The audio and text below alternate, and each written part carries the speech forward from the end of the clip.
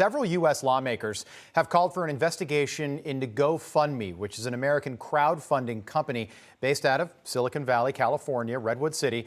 They are demanding that the FTC look into whether or not the company violated federal law after they removed the Freedom Convoy truckers' fundraiser from their platform. Basically, all these truckers up in Canada launched a convoy to Ottawa, the capital, last month to protest Prime Minister Justin Trudeau's vaccine mandates on all big rig drivers. Joining us now for more on this is Missouri Congresswoman and senior member of the House Armed Services Committee, Vicky Hartzler. Congresswoman, great to have you back on.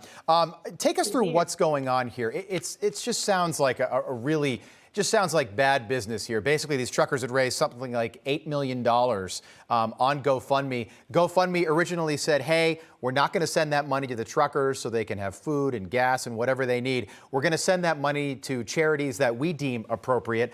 There was basically an online uprising. GoFundMe said, okay, no, we're going to return all your money. So the Ottawa big rig drivers are now using Give, Send, Go as a platform, and they've raised something like $6.5 million. All that money will go directly to the truck drivers. But what is GoFundMe doing here? It's just another example of they're picking and choosing which organizations they're going to support. And basically, they're discriminating against conservative groups. I mean, they're supporting their liberal groups. They continue to allow fundraising for Antifa and Black Lives Matter that have had massive protest, violence, the killing of one federal officer, over 70 local police officers injured, 140 cities that saw $1 to $2 billion worth of damage due to arson, looting, fires, attacks. And yet they say these truckers that are simply there saying, hey, you can't force us to get a vaccine, big government.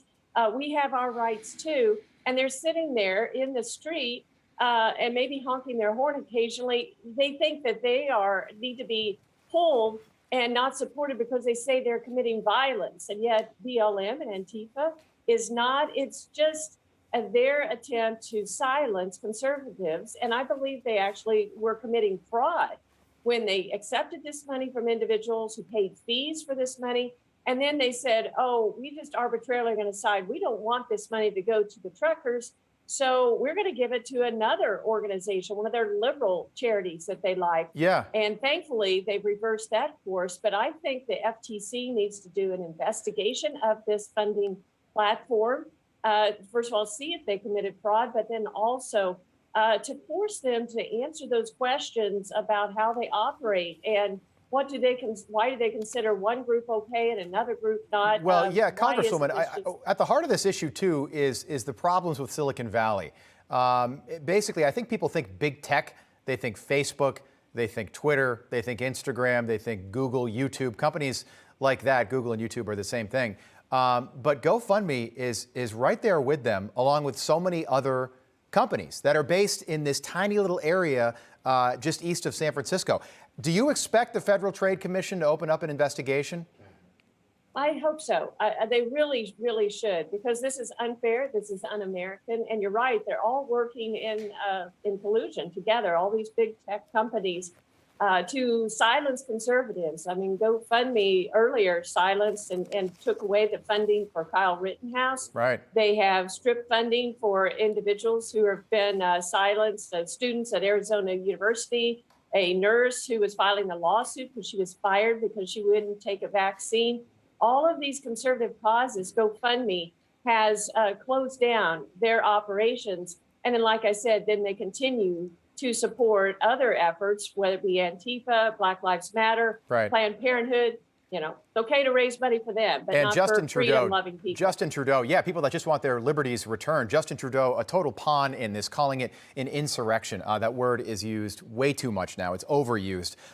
Missouri got rid of the mask mandates in schools back in September for the second time. They had already done it. I'm wondering what you make of 7 states now suddenly in 48 hours reversing course. All 7 of these states have Democratic governors. All 7 today, New York and Illinois will join the list, are going to reverse course on mask mandates in some form. What do you make of that? Do politics play a role in this? Well, it's about time, and I think it does. They're seeing that the American people is not with them, but then also there was this studies that are starting to come out, not from the NIH, National Institute of Health, but from other organizations that have shown conclusively that cloth masks don't do anything And it is damaging to children. I'm a former school teacher, and this is just horrific what has happened to our children, the mental health strain, the lack of education, even the increased suicides that we see, the overdoses, because of these mandates that have been inflicted upon them across our country with the mask mandates, vaccine mandates, lockdowns. And it's time for this to stop. And the American people realize that. And so now Democrats are coming along board. But it's Johnny come lately, and they should have been there a long time ago. Republicans have been ones standing for freedom. Congresswoman, great point. And I think that Glenn Youngkin in Virginia, the new governor there, deserves a big apology from Jen Psaki and the administration, because he was criticized heavily when he rolled back the mask mandates there after taking office in early January. Congresswoman Vicky Hartzler, thanks so much for your time and expertise. We appreciate it. Good to see you. Good to see you. Thanks.